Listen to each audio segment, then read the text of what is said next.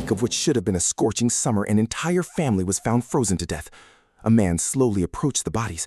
As he lifted the head of a little girl, Supri immediately realized they hadn't died from the cold. They had been killed by a sudden ice storm, a terrifying storm that had frozen everything in its path. Cell phones stopped working, cars suddenly died, and an eerie silence covered the entire area. As Supri searched for a way back, he suddenly heard a voice. He turned toward the sound and froze in shock. Inside a nearby train, dozens of people were still sitting in their seats. He couldn't understand how anyone could still be alive in such deadly temperatures.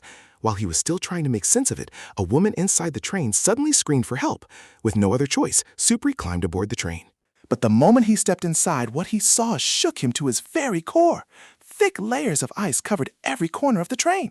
The passengers were still sitting in their seats, but none of them moved. They had all frozen solid like lifeless statues. The woman's voice came from the far end of the carriage. When Supri finally reached her, he realized she was still alive, but her body was slowly freezing from the feet up, as if an invisible force was stealing her life piece by piece.